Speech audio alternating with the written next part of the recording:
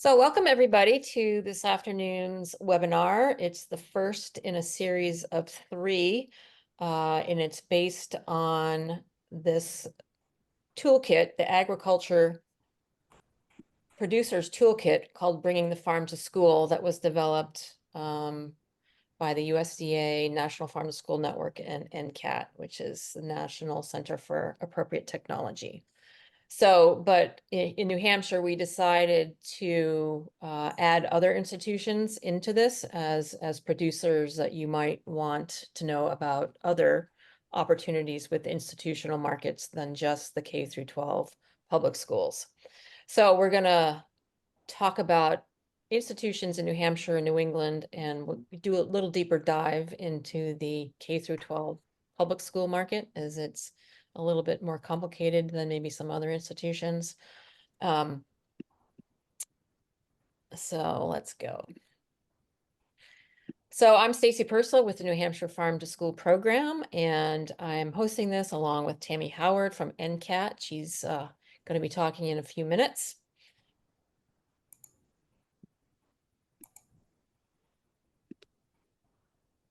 So I wanted to start with just an overview of the institutional market in New Hampshire and the opportunities that we have here.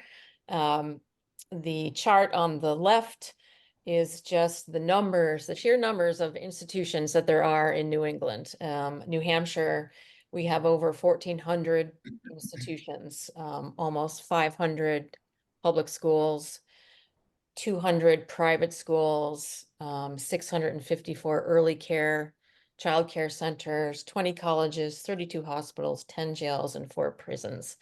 So if you're from another state, you can look to see the number of institutions are where you are at. So, and you can probably think of in your own community the different institutions that you might have access to if you're a producer that are really nearby, whether it's a public school or childcare, maybe there's a hospital or healthcare near you, that these could be opportunities for you to sell your food products to. The chart on the right is complements of Farm to Institution New England. The data is a little bit dated as it comes out of 2018 and 2019. And kind of gives a snapshot of what different institutions are buying, how much they're spending on local foods, and that kind of thing. I will say that the data is based on only some institutions who've participated in surveys.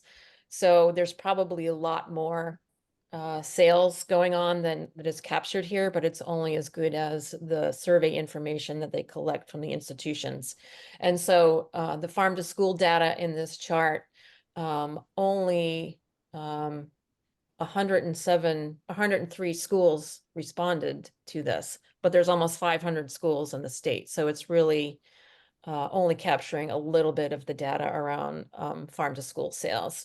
And the same with the farm to college in New Hampshire, only half of the colleges participated in this survey. And the same for the healthcare, which is a New England figure and only got a response rate of 36% of healthcare facilities participating. But you can see that all of these institutions are buying local food. And on the chart on the left, you can see there's a whole lot of other opportunity for institutions to get connected to institutions. So what are they buying? The top left, the top 5 food products that New England K through 12 schools buy are apples, tomatoes, potatoes, lettuce and salad mix, and squash. They all buy a lot of other things too. These are just happen to be the top purchases. So they do buy, they do buy carrots, they do buy green beans, they do buy herbs, they do buy proteins. So even if you don't see your product there, doesn't mean that they're not looking for it or they're not going to buy it. Colleges, what are they sourcing? Dairy and milk, seafood, that's a big one. Vegetables, eggs, fruits, value added, meat, poultry. So basically anything that we can grow in New Hampshire, colleges might be sourcing it. And if you're a producer, this is a direct producer to institution, so not selling through wholesale channels. This is direct farmer to institution. Producers are selling vegetables, fruit, meat, poultry, eggs, value added, milk and dairy. So, you know, institutions serve all kinds of food, and so they're looking to purchase all kinds of food. So if whatever producer you are, you can probably find an item that an institution will want. So I'm going to turn the next few slides over to Tammy. So Tammy, you want to introduce yourself? Yeah. Hi there. My name's Tammy Howard, and I'm a senior manager at the National Center for Appropriate Technology. I also manage the National Bringing the Farm to School project for NCAT, along with our partners at the National um, Farm to School Network. And NCAT's a national not-for-profit that works to build resilient communities by providing practical solutions and technical assistance in the areas of sustainable agriculture and energy. And I'm actually based in Belgrade, Montana, and have lived here for about 20 years. But I did live and farm in New York State for about 10 years. So definitely that area of the country is near and dear to my heart. My husband and I have a small homestead, and I operate a microflower farm on the side. And I'm excited to be with you here today to talk with you about marketing to institutions. So, can you advance? Great. So on your screen is a broad representation of the types of institutional markets, including K through 12 public school districts, private schools, higher education like colleges and community colleges, healthcare that could include hospitals and long-term and assisted care facilities, prisons, and early childhood education or daycare facilities and Head Start and the like. And I did see somebody in the chat had a question about talking about farm to healthcare and wondering if in some of these statistics and what we're talking about includes the prescription programs that are often available through like a farmer's market or community supported agriculture program. And I would say that in terms of marketing to institutions, that is not what we're talking about here today, because those are in essence the healthcare industry or your doctor is prescribing a particular amount of vegetables or local healthy food products, and you're buying that directly from the farmer typically. So there are different considerations with that. But I'm not sure if a healthcare facility's food budget goes towards that. That is a question I'm not familiar with, and maybe Stacy would be able to answer that. So, I'll just answer that. I don't think so. I think and then it depends. And we don't have that many of those veggie prescription programs in New Hampshire. I think New London Hospital had done one. Upper Connecticut Valley Hospital had done one. And again, it doesn't mean it's local food either. You know, it's if you have diet related mhm. illnesses and your physician is prescribing that you eat more fruits and vegetables, it doesn't mean that it's local fruits and vegetables. But I think Upper Connecticut Valley Hospital did do that. I'm not sure if they're still doing that. But I'm not sure how it's funded, whether the insurance companies pay for it. But I don't think it's coming out of like the food service budget. Great. Yeah, thanks, Stacy. That makes sense. So when you think about selling to institutions, it's really important to consider the products that you want to sell to these institutions and your capacity to be able to produce these products consistently and at a price point that works for your farm and the buyer. And as you can see from this chart, there's quite a bit of variation between these respective institutions. Some of these institutions feed 3 meals a day, and others have significant food safety and dietary requirements. Still, others require less volume and can be more flexible. So, for example, I always encourage small to medium-sized growers to start to consider dipping their toes into institutional markets by trying the early childhood education programs. Because they're a good place to start selling your products, because you typically have these facilities have small servings. They're oftentimes privately owned, and because of that, they're not required to follow some of the school meal nutrition guidelines. Now, the publicly funded early childhood education, they are required to follow some of those guidelines. Also, another really great opportunity to get kids started. It's a great opportunity to get kids started in eating and making healthy meal choices.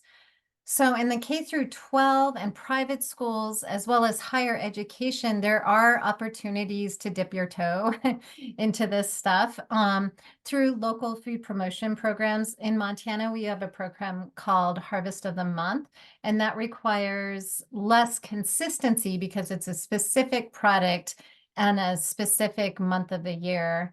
And they can be really good entry points into building a relationship with the buyers at these institutions. And that's one thing I heard over and over again in the Bringing the Farm to School project, is like the relationships mean a lot. All right, next slide. So some of the important considerations for selling to institutions are listed on this slide. And on the pro side, I hear a lot from growers that the opportunity to create a consistent and reliable market for anywhere between 1 to 5 different products on their farm is really helpful. And that helps with planning, production planning, and financial planning as well.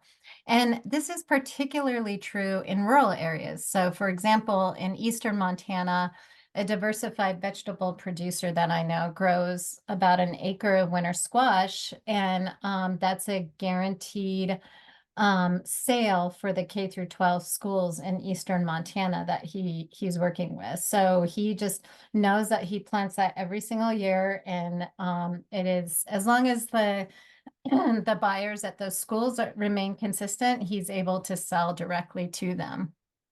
And then many producers identify the desire to sell into a supply chain that is feeding their kids and is actually contributing to improving their nutrition. And that's a lot of growers that I've talked to express that is one of the reasons why they've started selling into K through 12 schools. So on the con side, in a needs assessment for Bringing the Farm to School project, growers did mention that the seasonality of K through 12 and higher education markets can make it difficult to find the right product. But I do see growers throughout the country navigating year-round production now with storage and processing. And this is becoming less of a barrier. There's also other intermediaries like food hubs and small regional processors that are helping reduce that barrier as well. And then the biggest con I hear regarding selling into most institutions is that price point, as well as navigating the distribution requirements for school districts in particular. Districts without a central kitchen can expect growers to deliver up to several different schools within a given week. And that, on top of a lower price point, makes it just untenable for smaller growers that are trying to navigate a bunch of other different types of marketing platforms as well. So despite these cons, I think there are many institutions that want to make local foods purchasing a part of their procurement strategy. And you just have to find those people, and that can be a challenge. So next slide. And yeah, that brings me to this slide, which covers how many institutions navigate distribution and managing their food service programs. Many of these institutions that Stacy had written down in the chart on slide 6 basically have limited cooking and staff capacity to cook from meals from scratch and to also manage many different contracts. So in comes the food service management companies. And these are for-profit companies that are hired by the institution to manage their dining services. And they're a great help to help institutions develop anywhere from developing meal plans for the kitchens that have that limited capacity and limited staff, and to also alleviate the costs because they have lot more efficiencies and bulk buying power. And I know we've all heard of these folks like Sodexo, Chartwells. I think Cisco is a food service management company, but I No, know they do. they're a distributor. They're just a distributor. Okay. I didn't know if they dabbled in food service management, but anyways, we've all heard of these folks, and they can be pretty difficult for a small to medium sized producer to sell to because they're purchasing requirements as well as, certification requirements. And for the most part, they don't really make local food purchasing a priority. On the contrast, there are self-operated food services, and they have control over their menus, and they pretty much manage their own purchasing and dining services in general. And they will have more flexibility to work with local producers or regional distributors like a food hub or any kind of regional produce or food distributor. And if you're interested in selling to institutions, it's often easier to connect with these regional distributors or an aggregator or a food hub. And they can make it easier for the institution and the producer. And I suggest checking out, we have a case study video with Food Connects based out of Brattleboro, Vermont, and I'll paste the link in the chat. And so now I'm going to hand it over to Stacy, and she's going to talk about selling to schools in particular and the child nutrition programs that are a good fit for local products. Thanks, Tammy. So now we're going to move into child nutrition programs, which is the area that I work most in, but is also one of the more challenging areas of institutional food service. So we're talking about schools that participate in the National School Lunch Program or other federally funded meal programs.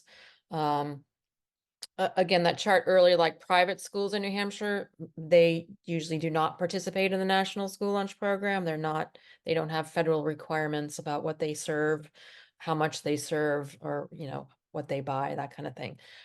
So these programs are specific to schools or childcare that participate in federally funded meal programs, including the National School Lunch Program, the Fresh Fruit and Vegetable Program, which is a snack program that's available to eligible elementary schools in lower income communities. They get to get an extra serving of a fruit or vegetable during the school day. So this fruit or vegetable is not served during a mealtime. So it's a good place for farm to school to fit in because there's no serving requirements or it has to be mostly a fresh fruit or vegetable. It's not going to be some highly processed frozen thing they're going to serve. They just want to get kids in lower income communities more engaged and aware of different fruits and vegetables and eating more fruits and vegetables and trying more fruits and vegetables. So that's the purpose of that program. School breakfast program, another opportunity. School breakfast, less of an opportunity than lunch or fresh fruit and vegetable program, but they're serving, yogurt or cheese, milk, eggs, things like that in school breakfast programs. Child and adult care food programs, commonly referred to as CACFP. So these are federally funded meal programs in like Head Start uses it. A lot of child care centers may use it. Adult care feeding programs like a senior meal congregate site might participate in this as well. And then the summer food service program, so providing meals to kids during the summer. And with the summer food service program, it's not a program that's usually run by a school, not unlike the other programs that are. The summer food service program in New Hampshire is the food bank runs some of them. Community action programs run some. Southern New Hampshire Services run some in Southern New Hampshire. Tri-County CAP. So if you're interested in the summer food service program, you would connect with different organizations who run that. And the meals in summer food service, think of bag lunch. So it's going to be more like sandwiches and salads because they're not going to a cafeteria to eat a meal. So it's not a hot meal they're getting through the lunch line. It's something that gets distributed outside or inside. And so think sandwiches and salads for that. So the National School Lunch Program, so these are national figures here. Nearly 100,000 schools across the country participate in the National School Lunch Program. Almost 29 million students eat school lunch every day. The government spends almost $14 billion every year to run the program. And based on that data, I would say that about 6.2 billion of that 14 billion is food purchases. So there's a lot of money tied up in school food. The fresh fruit and vegetable program costs $193.5 million to run.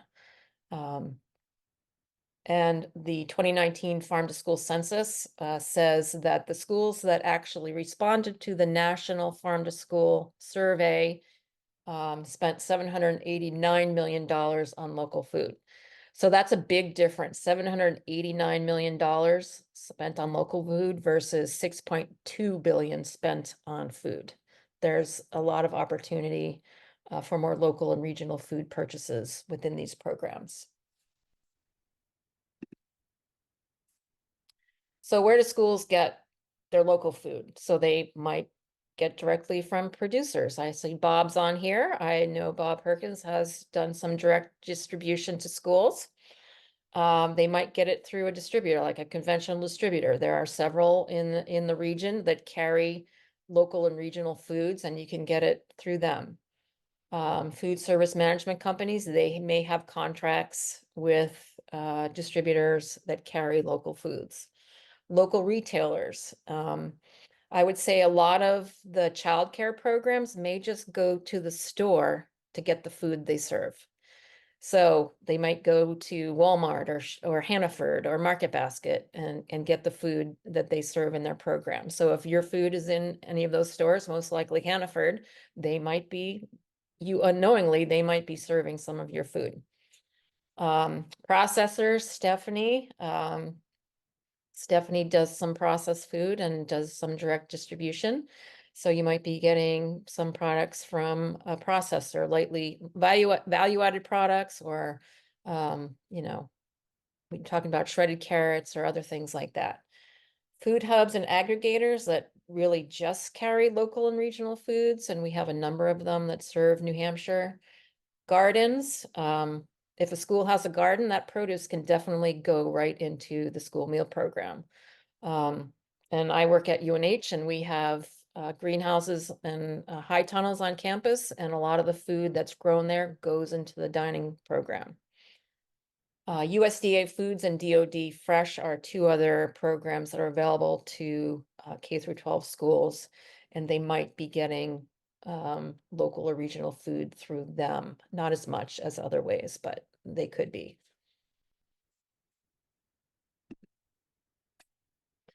So what's in a school meal?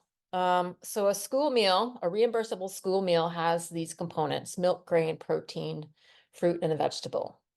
And there are specific quantities of each that they get: sodium restrictions, calorie limitations, saturated fat guidelines. So it's like a little puzzle trying to put together school lunch. And school breakfast has three components to it as a reimbursable meal. And the fresh fruit and vegetable program, obviously, it has to be a fruit or vegetable.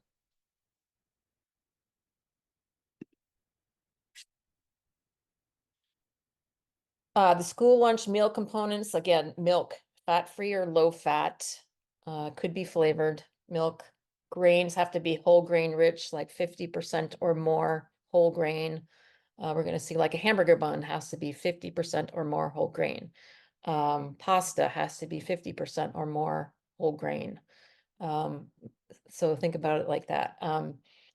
Schools they serve fruit and they have to limit juice. Juice has a lot of sugar and a lot of calories, but has missing some nutrition ingredients that whole fruit has, like fiber, for instance. So a limit on the amount of juice that can be served in a school. And schools are also required to vary the types of vegetables to make sure, different colored vegetables have different nutrients in them. So they have to vary the color of vegetables that they serve in school meals. And protein or protein alternate, which could be like a beans and grain, or it could be like a cheese, can be considered a meat alternate.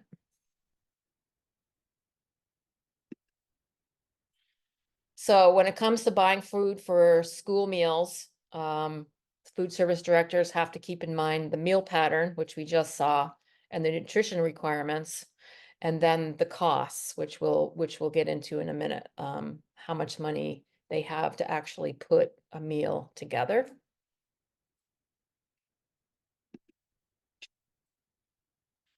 So National School Lunch Program is a reimbursement program.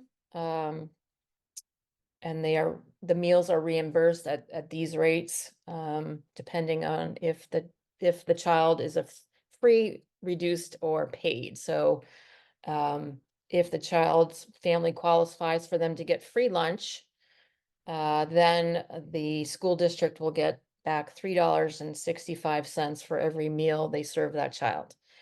If it's a reduced lunch, they'll get back a lesser amount. They'll get the money that the child gives to the school food service program, 40 or 50 cents, and then the school lunch program will get back that difference, up to like $3.65. If it's paid, so the child comes in, pays full price, money out of the pocket, the school lunch program still gets money back, but it's a less amount. So the school district has to keep track of how many of these meals they sell and reports it to the New Hampshire Department of Education, which oversees these programs. And then they get money back from the state. And that's how they support their programs. The same with breakfast. They have to keep track of how many kids are buying school breakfast, report all of the data back to the state, and then they get money back from the state based on the data they provided. So this is what a school meal could look like. These are actual photos of school meals. Sorry, some of them are a little bit blurry, and I'll pick on Epping because the food service director is on our call. If you go to the Epping School District and buy lunch, it's $3.50. And so how that breaks down as how that meal gets on that tray. So this is a national statistic up in the upper right, that 46% of that $3.50 is for purchasing food. 45% goes towards labor, the cafeteria staff, and then 10% for other things. And so say $1.61 to put a school lunch together that looks like this. And it has to have all of those components that we talked about. The milk, the meat or the meat alternate, the fruit, the grain, and the vegetable. So it can be a little bit tricky to, like I said, it's a puzzle to put these meals together. This is the money you have, and all of the nutrition requirements involved.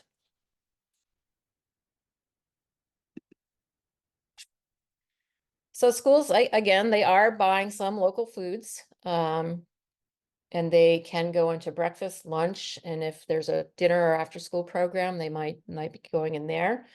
Tabby talked about Harvest of the Month programs. So we do have a New Hampshire Harvest of the Month programs.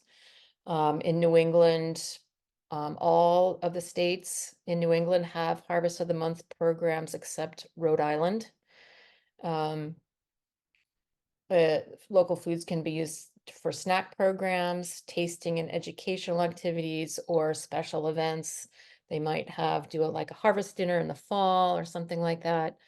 So they might be looking to feature local and regional foods in meals like that. So let's just look at a couple of actual school lunch menus. And if you're a producer, maybe you can see what you have, what you're growing or producing in these menus. So this is Concord High School's lunch menu for March. And you can see, today they're having a ham and cheese croissant, baked beans, baby carrots, assorted fruit, and milk as the reimbursable meal.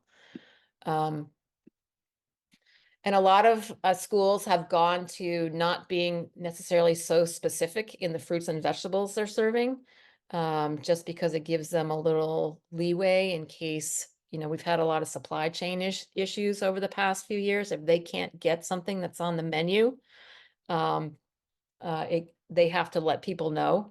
So by saying fruit and vegetables, they have a lot of flexibility in what that actually ends up being. And over on the right, you'll see other things. Every day, Concord High School has a taco bar, pizza, a deli bar, a salad bar. So gosh knows what kind of vegetables end up on the salad bar, but I'm sure a lot of them could be locally sourced. This is Keene Middle School lunch menu for March. Today they had pizza, green beans, a salad bar, fruit or juice, and milk. That's the reimbursable meal for today. But again, you can see they have a salad bar every day. So again, I think there's so much flexibility in what they're actually putting on the salad bar that could be very seasonal, local food items that could be on there. But you might see other things in this menu that you have, including some proteins.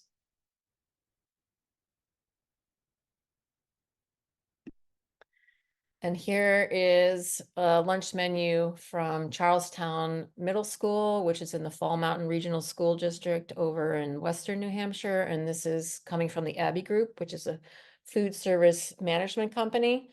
And they are participating in the Harvest of the Month program. And you could see that over on the right, over in here. The Harvest of the Month for March is beets, but it's also maple. It was just Maple Weekend in New Hampshire, and they're celebrating it.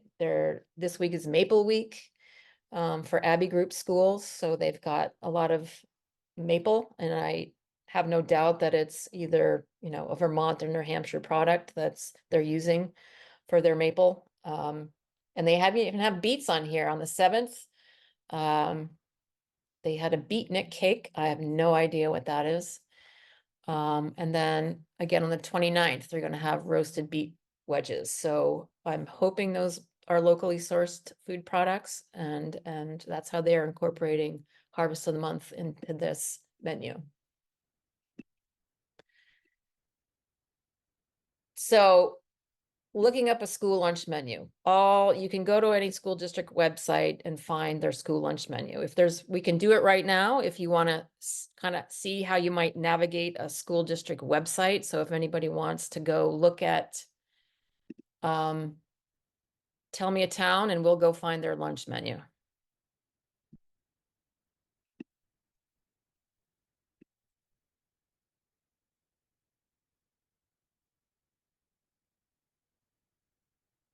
Like if you do, just tell me out loud. I can't see the chat from where I'm at.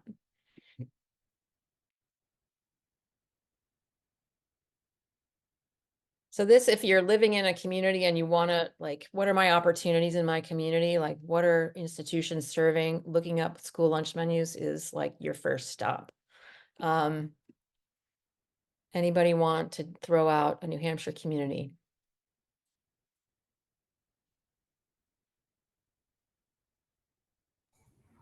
How about Berlin? Berlin. All right, let's go to Berlin. So I just type in Berlin, New Hampshire schools to get the, all right, Berlin Public Schools. All right, so from here, I might go to departments first and see if I can find, there it is, food services. It might come up different. It might say nutrition department, lunch menus. It might be under, it might be under parents or students. It may not, depending. All schools have different websites. You might have to do a little searching to find the lunch menu. So here's the food service director's name and her contact information. And we can go to the lunch menu.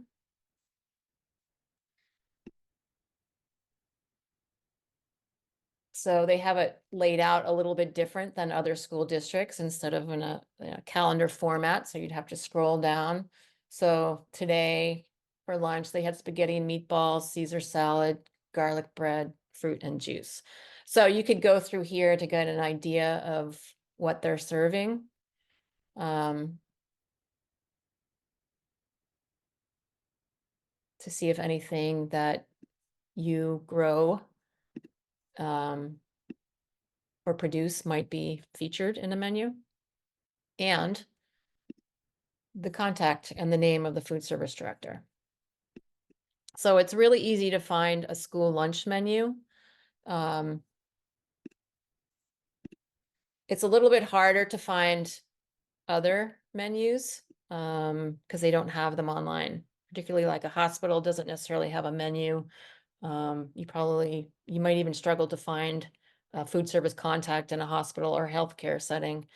Higher education, you will find something about dining. You won't necessarily find menus. And I want to show a couple of videos of higher education dining because you will find these because the dining is a selling point. A student that wants to go to a college or university, they want to know about dining, right? If they're going to be eating there a lot. So a lot of them have videos, and I've got a couple here to show, quick ones. Here in front of Holloway Commons, what students call HOCO. It's one of the 3 campus dining halls, HOCO, Philbrook, and Stillings. Think grabbing everyone on your floor to go to some of dining's incredible events, like Italian dinner night and Lunar New Year.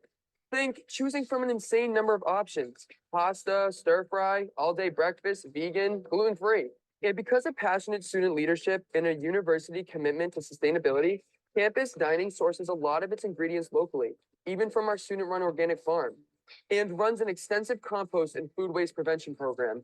The daily dining hall menus are right on the UNH app, where you can easily find out which meals are vegan or allergen-free.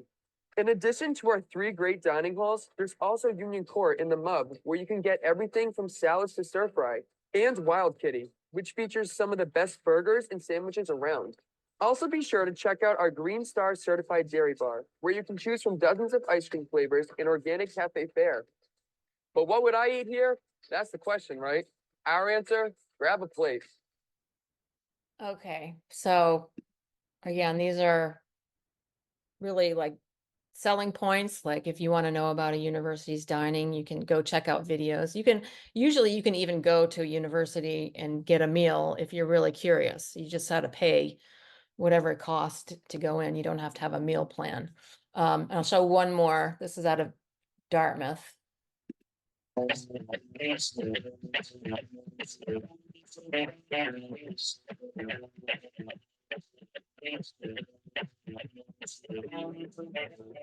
I think of dining as kind of a critical component of campus life. I think it's a real driver for how students interact with the community and each other. The mission for Dartmouth Dining is really to try to allow folks to get the nourishment they need so they can do well academically. A lot of folks are coming to us now with different dietary restraints and restrictions that we really have to find ways to accommodate and have them access the program the way they want to access the program.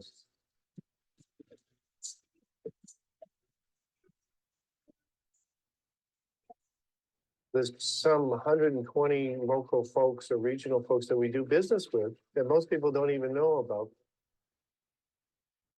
We're trying to always increase our kind of local footprint because we know it's the right thing to do from a environmental impact, but also for the economy.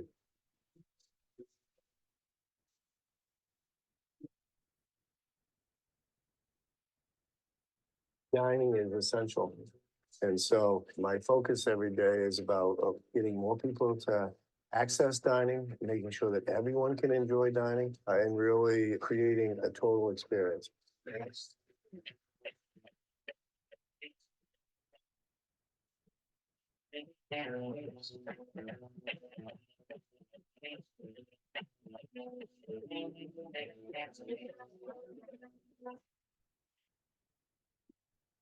All right.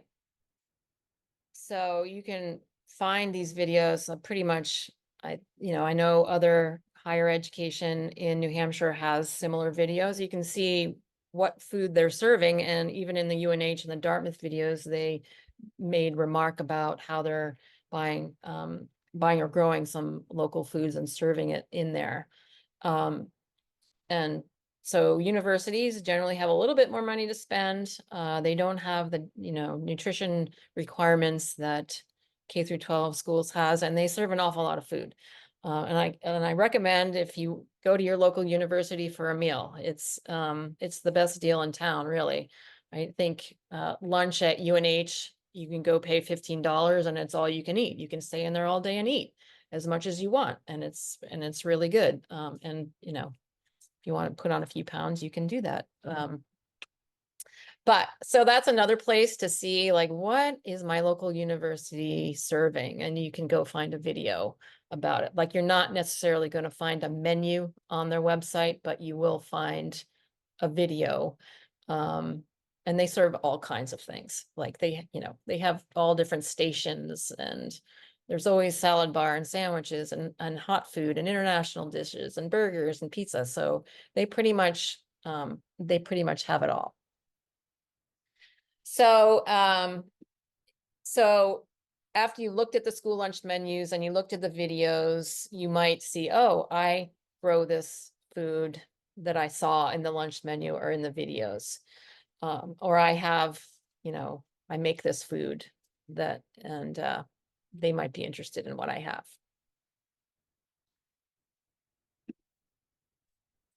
So here's a couple of just review questions. So there's no way that schools can afford to purchase my products with their spending limitations. And now we're talking a lot about K through 12 schools, which is false, because schools do buy local food, and they do have have some flexible spending. If they produce a less expensive meal one day, they might be able to afford a local foods and incorporate it another day. So they have to, again, it's a puzzle, balancing their budget, balancing their meals. Different school food authorities, different child nutrition programs, and different institutions require different volumes of product. True. There are all different types and sizes of programs. We have a farm to school. They've got 10 kids in the school. That's the whole school, 10 kids. And then like the Manchester School District, which has, 14,000 kids.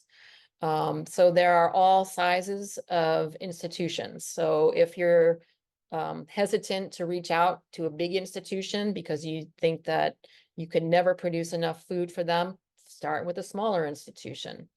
But as you saw in, university, like UNH has got 12,000 students or so, but they serve all kinds of food. So you're not having to feed 12,000 students. You might be able to supply a product, that only some of the students will eat, or they'll serve it this day. So don't think that you can't fit into the institutional market because you don't have enough. I'm not a fruit and vegetable producer. I cannot sell my products to child nutrition programs or other institutions. False. All institutions are serving all kinds of food, and that includes proteins, including beef and chicken and fish and pork. They serve dairy and all kinds of dairy products, grains. So there's room for all kinds of local products. The only way to get my products to children is through school lunch. No, as we talked about, there are other meal programs that schools operate, summer programs, fresh fruit and vegetable programs, breakfast. Schools might be particularly interested in the sweet potatoes I grow because they are required to serve red and orange vegetables. Yes. Schools are looking for a variety of fruits and vegetables because they have to meet the nutrition and meal pattern requirements.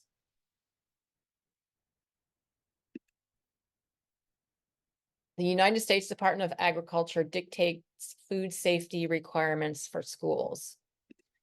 No, they don't. They are established at the state level or food service level. If you are a public school and you want to buy from only GAP certified farms, that's your choice, but it's not required by the USDA that you do so. And healthcare and that are private and private institutions also make their own food safety requirements. So some questions for reflection. So consider, what products am I already growing that would be of interest to schools or institutions? What size of program do I have the capacity to grow for? Do I want to start with a small institution? If I've already got some of that, maybe I can try another type or a larger institution. Can I offer only fresh, whole, unprocessed products, or is there some way I can offer minimally processed products? A lot of institutions do like some pre-cut things. They will get in salad mixes, slaw mix, diced butternut squash, things like that to make the labor less on their end. So if you can do that, that might be another way to get in. What relevant market channels am I already selling through? You might be doing some direct distribution. You might be selling through a food hub. You might be selling wholesale to a distributor. So these are other opportunities for institutions to get your food. And what are my existing food safety protocols or documentation? It's not that institutions are not interested in food safety, they are. So they'll want to know if you've got any, GAP certification, HACCP plans, things like that, because they are, in some instances, feeding vulnerable populations, little kids. If it's a healthcare, there might be, illnesses. So the patients that might be eating this food, so they definitely are interested in food safety. It's just not being dictated by USDA. I just want to touch on procurement for the public school market, because it's federally funded dollars that they are required to purchase food in particular ways. So they want to make sure that the US government wants to make sure that food service are responsibly spending our tax dollars when they go out to purchase food. So they have the informal procurement and formal procurement. I would say most, if not all, farm to school purchases are going to fall in that informal procurement. K through 12 schools have to do some record keeping in this area to prove that they are doing food purchasing correctly. So even if they're doing an informal procurement, they have to keep track of that. Otherwise, they would put things out for bid. They might have to, look around at their distributors and see who's got what they want at a good price. They're not always looking for the cheapest price. They want the best quality at the best price, but the best price isn't always the cheapest price, you know, they want the quality, so they may be willing to pay more for that. Stephanie? Yeah, being on the inside of this, is it more labor intensive for local procurement than it is for informal local procurement than it is for formal procurement for the administrators or the food directors? We can ask that when we get to the panel. We can ask the school food service director that question. But the formal procurement, which is really they're not going to be doing, so that's like advertising it in a newspaper. These are like for big purchases, right? And governments and municipalities go out for bid on things all the time, and you have to advertise it so that people know about it and can bid on it. But that's not true in micro purchase and small purchase. So the micro purchase is just maybe the directors, like on the distributor's website, looking at prices and products and comparing them, and then decides what they want to buy because they've just done some online research. And it could be as simple as that. But we can get more details in a minute. So most farm to school purchases are going to fall under the micro purchase threshold. And that's just for K through 12 schools. You know, other places may not be doing this that are not federally funded. They may not have to do all of this. So just a couple of opportunities happening in New Hampshire and in other states, cooperative agreement funds that I think most states have. These are federal dollars that have hopefully come into your states. New Hampshire has some, $568,000. It's being run through the New Hampshire Department of Agriculture, and we made it available to high need schools. However, the schools on the left are the ones that actually have the funds. So if you live near one of these schools and are interested in selling to them, let me know. I can connect you with the food service director. We had a bunch of schools not want the money. And we also had a bunch of schools not get in the required paperwork to participate. So we're going to have, the Department of Ag is going to have a whole bunch of money left, and we're considering doing some bulk purchasing where the Department of Ag will buy a lot of local foods and have it distributed through our surplus distribution system, which we have, which is based in Concord. So there could be opportunities for that bulk purchasing program too. That's why I was thinking about those carrots, Stephanie. Might be able to goodbye to go through that. So that is an opportunity now. And if you're not in New Hampshire, your state probably also has a similar opportunity. But all states are doing it a little bit different than we are. So you'd have to find out. Oh, Kayla, you're in Vermont. I think they are using all of their food hubs, and the food hubs are getting the money, and the schools can purchase and they kind of spend down their allotted amount. So it's a little bit different. And we also are working on a incentive program here, which means if schools, for example, if schools spend $3,000 on New Hampshire grown food, they'll get $1,000 back from the state. A lot of states have these already. Maine, Vermont, New York, Connecticut have programs like that. We're working on one. Massachusetts is working on one. But I don't know where ours is going. It was just voted on this morning in the finance committee and it didn't pass. But apparently it still can go to a House floor vote. So I'm still like, didn't pass the committee, but yeah, it still gets to get a House vote. Yeah, so that was just this morning. So, you know, we may or may not get one here, but if we do, it'll be run through the Department of Ag, and schools will have to spend some of their federal lunch money on local food, and then they'll get a little bit of money back from the state. So those opportunities exist in the cooperative agreement in all states and incentive programs in some states.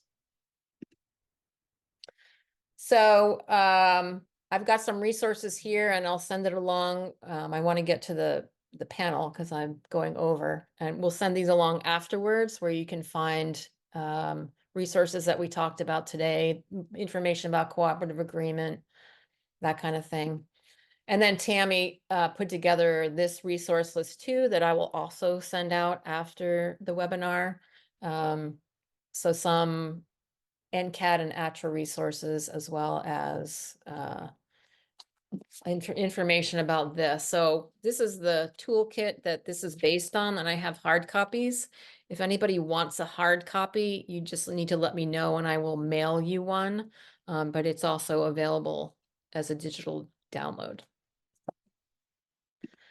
So now I want to get to the panel, and we're going to ask them some questions, and Stephanie, hopefully we can answer your question too. So we have Moss Crutchfield from the Epping School District. He's the school food service director. Tom Seraphin, who's the food service director of Concord Hospital, and Gary Simolan, who's the executive chef for Sodexo Higher Education Northeast. I'm going to stop sharing so I can see everybody.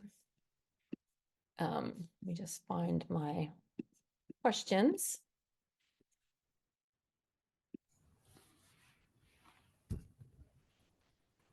Okay, so Gary, I'll also tag you if I can.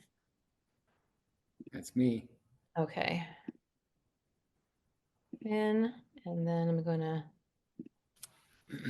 and then saw Tom. Again. All right. So thank you all for participating this afternoon. Good to see you. So first question, are you sourcing any local and regional foods for your meal programs?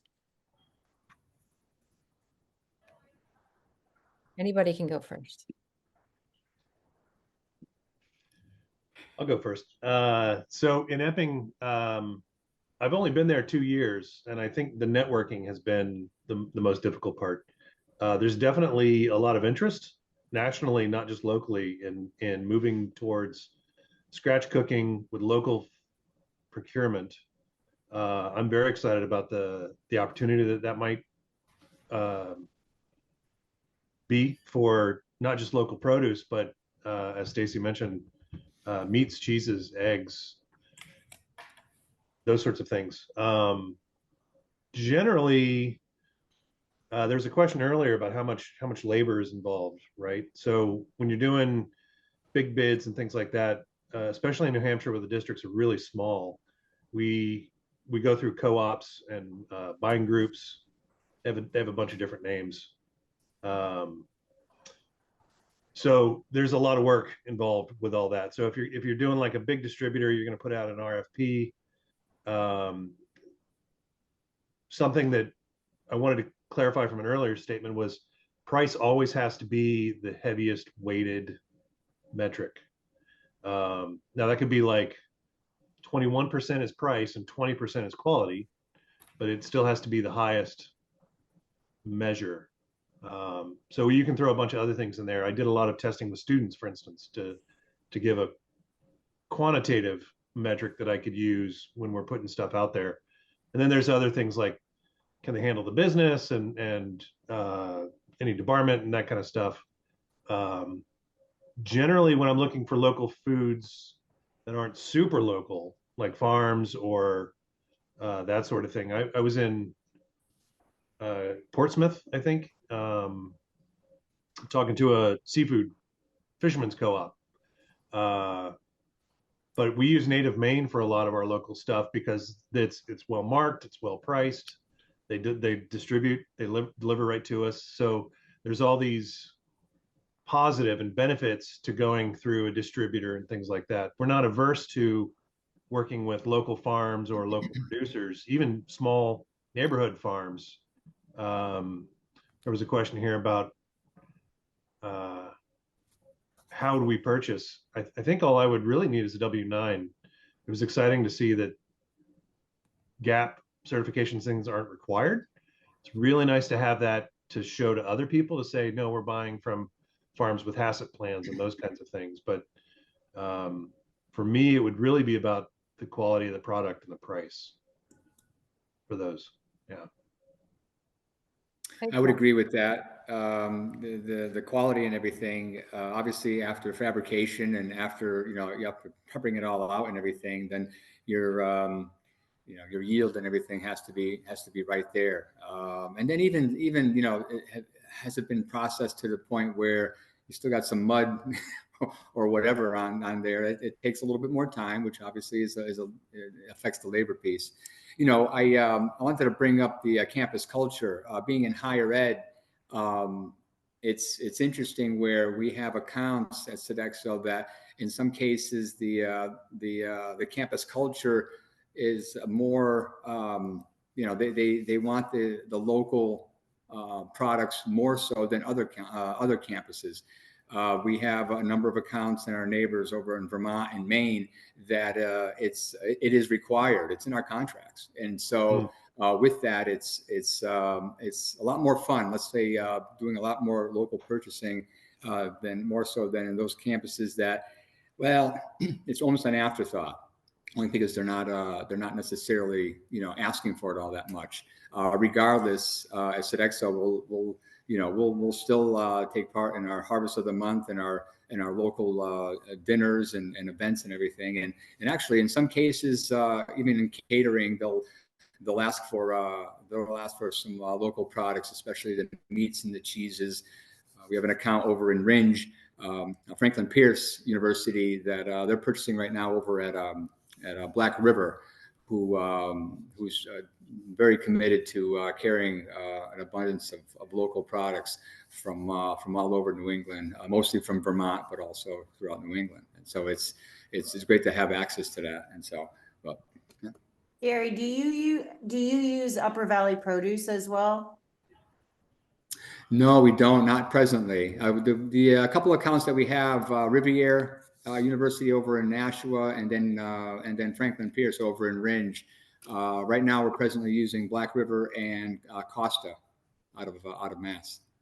Yeah, I know that recently I started to work with Upper Valley Produce, and only because they had another a bulk wholesale kimchi manufacturer they had been using, or lightly processed vegetable had no longer offered, and I kind of perfectly filled the gap. Even though my price point was a little bit higher, Sure. I was certified organic and 100% local as well. So I was just asking. I know that I've worked with Black River for over a decade. I love working with them, but Sure. it was nice to see another smaller logistics working with lots of other local producers in the New Hampshire, Vermont area for university. Sure. And just like Gary said, we can turn that into a marketing piece. So it's worth a little extra, because if we're satisfying local desire, we're able to sort of play up the whole, this is more wholesome, more organic sometimes. So it's not easy, but it's possible to move those pieces around a little bit and pinch a few pennies over here so that we can get something that's a bit more alluring to our customers over there. Definitely. Yeah. Tom? So Finding that you're finding enough lightly processed vegetables, in times of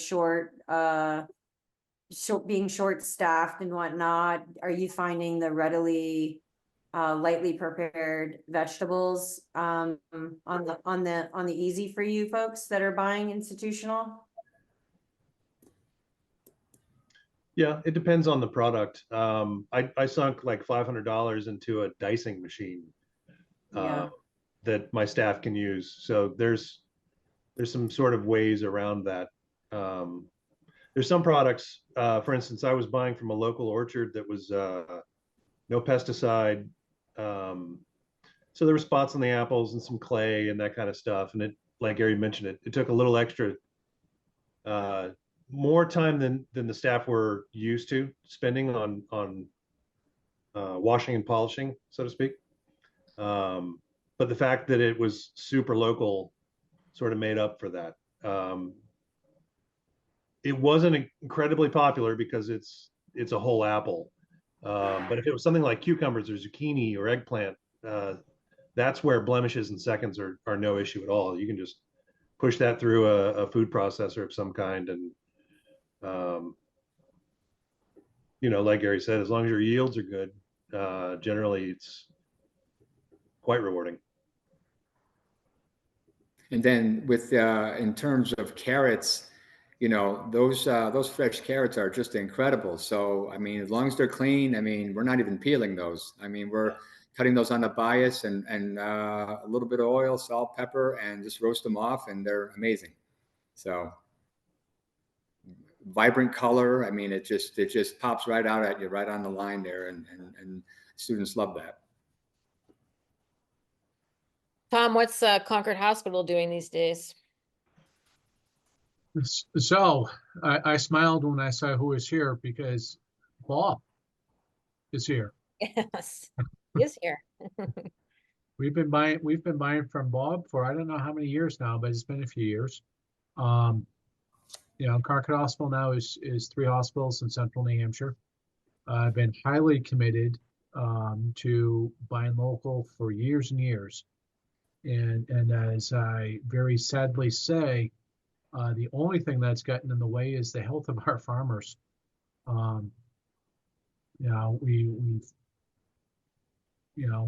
Hopefully Bob has a really good succession plan, for whoever's going to start growing, as Bob Perkins. But not every farmer has. We've actually lost the ability to buy from several, but at least for us, our biggest thing is when we can just plan in advance. It's I tell folks that while we can adjust to what might be available, especially when farmers have surplus, and I work with several farms now. I'm sort of on a call list. Really, what we've most struggled with in terms of volume is some of the farmers we've worked with who we're no longer working with, not necessarily our choice.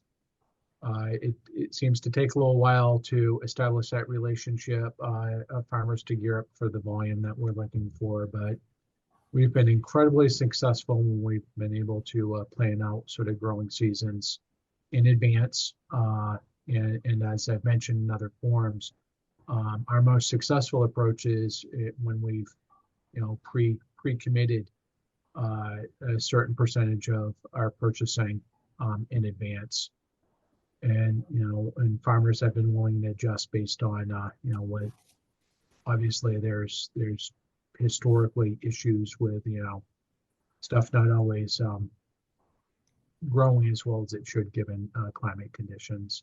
So, but no, I at least from a hospital standpoint, you're absolutely right. We prefer GAP. We prefer certified organic. I understand there's an expense to that. You don't have to be certified GAP, but hopefully you're following the practices. The only thing that's necessary for us is we do need $2 million of liability. That's a deal breaker. We'd like to tour the farm if at all possible. It's, I tell people with tours in the kitchen all the time, the difference between, native potatoes and not native potatoes is the native potatoes have dirt and we don't mind washing the dirt off. So I do hope that other producers understand that there are folks out there that I don't care who the PO goes to, who the check gets written out to, I prefer local. And where, I do everything in my power to buy everything, from food to equipment. Pitco is right down the street, and they produce food service equipment from our main campus within the borders of New Hampshire. So that's sort of where we're at. That's what we're doing. I'm expecting a call from Bob probably after this because we don't buy from him as maybe as what he'd like to sell us. So I welcome that call. But yeah, I've even reached out to a few farmers. Who's the group that works with? I'm going to get the acronym wrong. With the immigrant farmers. Oh, Fresh Start Farms. Fresh Start, and what's the acronym? IRIS or Cyrus or something? ORIS, Yeah. Organization for Refugee and Immigrant Success. Yeah. Unfortunately, they're probably a year out from being able to provide. I love the story of that. I'm equally as committed to supporting, generational farmers in New Hampshire. I'd love to support both. But what I'm running into is folks just, not quite prepared to do business with us, not vice versa. We're absolutely prepared, ready, willing, and able. Thanks, Tom. So you talked about requiring gap. I think, No, we don't Oh. require, oh, you don't require gap. Okay. prefer gap, Prefer gap. Okay. prefer certified organic. I clearly understand there's an expense to that. So hopefully you're following, those practices to the degree possible. We're blessed for a number of years being able to do a ton of business with a local farm that was both certified organic and GAP certified. So that's certainly the gold standard, but don't require it. Again, we are feeding. Yeah, we have there's a program that you'll hear more about in the third of this webinar, the Transition to Organic program that's being run through NOFA. I think Vermont probably has it too.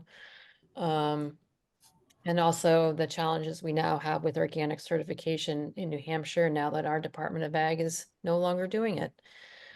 So farms have to go to other states to get their certification for New Hampshire, which is a bit of a mess at the moment. Again, especially acute care facilities, nursing homes, we're feeding what the government calls a highly susceptible population. So we do need to definitely be more careful that, education, college and university, et cetera. But it's never been a deal breaker. One thing that is a deal breaker is like Brookford Farms here in the greater Concord area. They love to, make, cheese with unpasteurized milk and do a lot of fun stuff like that, which is great. Stuff I would never touch, just given the population that I'm serving. Yeah, I don't think any institutions are buying unpasteurized dairy products. No, Schools can't. so those are deal breakers. And you can argue whether or not it's safe or not. Those are the only things that would really get in. If you're doing something kind of funky, in terms of how you're growing or how you're processing, not that I may not respect it, but if I can't wrap my head around it from a food safety standpoint, I might be a little leery. Yep. Other than that, so Tom, Rick DeMark, who's up in the Lakes region, has been working on food stuff for a while up there. And I know that Concord Hospital has now a presence in the Lakes region, is running some of the food service in some of the hospitals up there. Are those hospitals also buying local? not yet. Something we're looking at, and I was actually just working with Rick on, I was hoping to provide him some parking lot access for farmers markets. Oh, right. Which I don't think I was able to make happen in, full disclosure. So that's my work with Rick at this point. We're just, Concord Hospital acquired the two hospitals. They declared bankruptcy, so we literally, reopened them as Concord Hospital. Just a couple of years in that process. So that point, we're just now getting into that. But certainly there's a lot of opportunity in the area. And it's, frankly, I'm reaching out. And again, my work is trying to convince, some of these folks that it's okay to do business with us. I'll keep on saying it's not for lack of interest on our part. And I've said to any producer here, there's the standing business, but then there's also the special, the special event business, limited time offering. There's if you all have a surplus, I'm not exactly sure who's on the call. You got an abundance of something. You had a customer who dropped out of committing to something. I would absolutely reach out to your local institutions. I mean, we can flex our menus in retail settings. A lot of us have salad bars we can put stuff on, and we can run promotions, specials. There's lots of fun stuff we can do and a lot of flexibility. And you know, we've been able to do a lot of that over the years, um, to exceptional success. You know, UNH, they make pizza every day. What local produce can't go on pizza? I don't care if it's vegetable or fruit. Never mind their salad bar and everything else. And I Yeah, know I think that's right. I think even in school lunch now, there seems to be some flexibility, more so than there used to be with the salad bars and the not exactly identifying what vegetable you're going to serve today. So they've been able to build in some of that flexibility as well. Um, and I know we're over time, but so what is the best way to get in touch with you? Like, how do you want farmers just calling you? How do you want to build relationships with farmers? Do you call them? Do they call you? What's the best way to go about this? Feel free to call, email. Is it part of something? I don't know. Yeah, in your It's attendance sheet not or right whatever. now, but I will Yeah. send all of your And so that contact would be fine. I mean, email, and then we can talk about, you know, what you have to offer. I mean, I'll talk about the elephant in the room, and that is that it is the insurance pack, it is you know, liability, it is with Sodexo, it is the distribution. That is a hurdle. And I think just about everybody knows it. And so we'd have to buy from our vendors, and so. Unfortunately, but that doesn't mean that relationships can't be started and cultivated and developed. And if you look to our accounts and all our accounts in Vermont and Maine and some down in even Rhode Island and Mass, you know, these relationships started with just an email or a phone call or a hi, how are you? And that's where the relationship started. That's where you know, that's where we kind of understood both sides as far as, you know, some of our requirements over at Sodexo and you know, what areas of what accounts might be more where the campus culture might, you know, want more local products. And so, and then you never know what's going to happen. And so we have, you know, in universities and higher ed, we have two accounts, but we also have corporate environments and healthcare environments. And so maybe by combining, you know, combining those purchases and everything, maybe something could be done. You never know. So, but again, when I know what biggest hurdle is probably distribution. So, Moss, what about for you? Email works really well. I think in child nutrition, we're often running around like chickens with our heads cut off. So I like email because you can always come back to it. It's just sitting there waiting for you. You know what I mean? And then you can respond to it in your own time as well. So what do you want to know? Always, What should a farmer like say in that email? Like, right? Like what you're offering and the price point is going to be huge. In child nutrition, we're down to we bid milk to the thousandth of a penny, so it's a pretty tight margin. People ask what's a executive chef doing in child nutrition, and I say restaurants are too easy. I need more of a challenge. But email works really well, and then you know your products and price points. But if you can give links or invitations, like a tour was mentioned, those are always go over really well. And then your minimums, like what sort of conditions do you need? I think Tom's point about, you know, if you have an opportunity buy, reach out, because that's often a carrot that no pun intended, that it's difficult to ignore. You know, if you can get a really good price on something and we can roll it into what we're doing, because you're right, Stacy, like a lot of us are doing customizable, I call mine a topping bar. It's less of a build a salad and more about making your base meal your own sort of thing.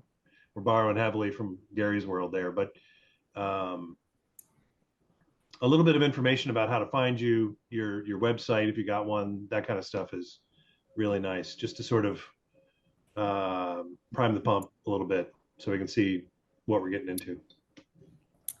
I did get a call from Sarah over at Oasis greens leaves over in from Nashua, and so she just emailed and said, "Hi, how are you?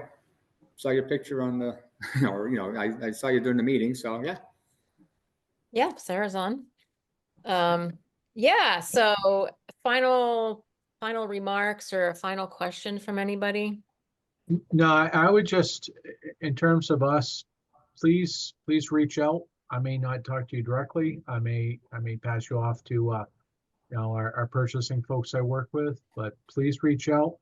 And I will say, I would much rather work with farmers directly than ever go through. I mean, given the option, I'd rather work with farmers directly than go through a distributor or even a food hub. And quite frankly, I can make the money work from a retail standpoint.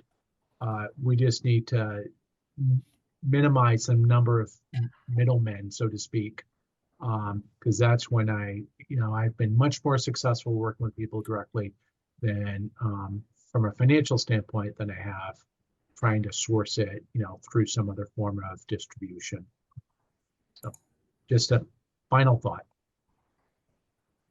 Thanks, The Tom. distribution piece is huge. Some grants just went out, supply chain assistance grants.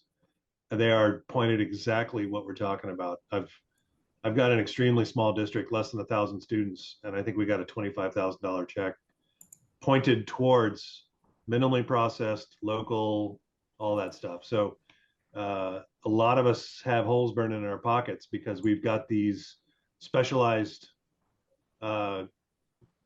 revenue sources that require spending in your areas. I can't think of a child nutrition operator that wouldn't be thrilled to get a call and make that relationship happen. So child nutrition is eager for these kinds of opportunities and relationships.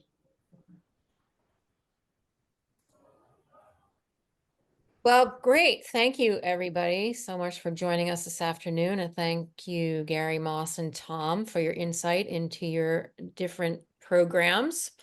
I will be sending out, this is recorded, so you'll be able to access this on the New Hampshire Farm to School website. I'll be sending out some of the resources that we talked about via email to everybody that registered. I can include, if you want me, well, you'll be on the email. So everybody will have everybody's email. So you can connect with Moss or Gary or Tom if you're a producer.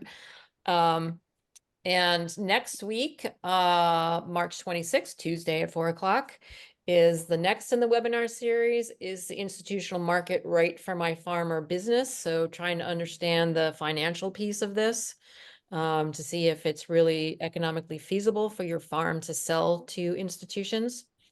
And then April 2nd, which is a Tuesday as well, 4 to 5:15, selling through food hubs. So if you're a producer and you're interested in learning how to connect to or sell through a New Hampshire food hub, come to that one.